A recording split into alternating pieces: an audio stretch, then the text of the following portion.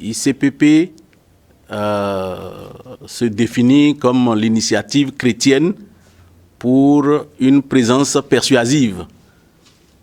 En effet, c'est un groupe qui est né depuis 2006, ici à Cotonou, et qui regroupe des cadres chrétiens d'obédience évangélique,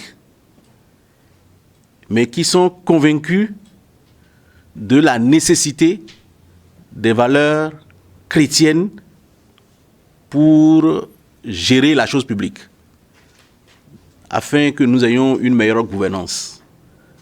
Après 13 ans d'existence, cela peut questionner, cela peut amener les gens à dire mais pourquoi?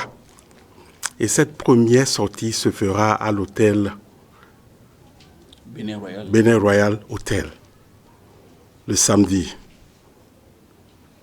à 8h30 de rigueur.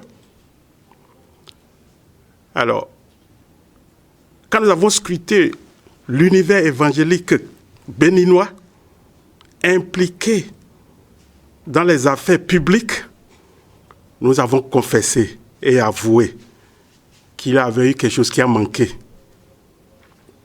Ce qui a manqué, c'est la préparation pour une présence persuasive.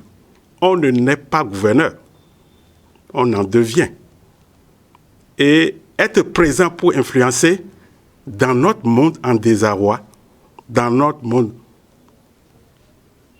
je dirais, face à multiples défis, il faut s'y préparer.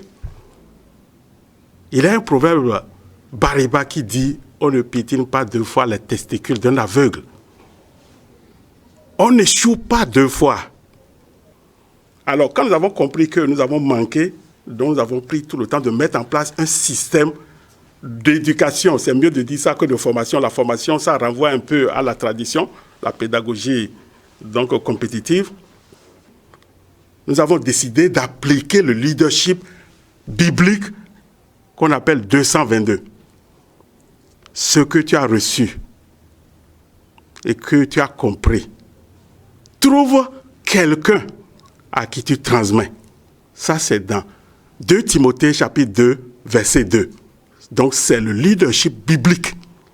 Nous croyons à ce que nous faisons et nous pensons que notre modèle reste un modèle phare qu'il va falloir développer, qu'il va falloir promouvoir, qu'il va falloir faire connaître pour que dans notre pays, nous ayons de plus en plus des gens aguerris pour la bonne gouvernance.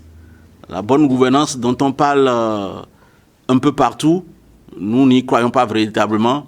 Nous croyons à un autre modèle et je crois que nous allons partager avec ceux qui vont être là samedi le modèle de gouvernance inspiré de la parole de Dieu.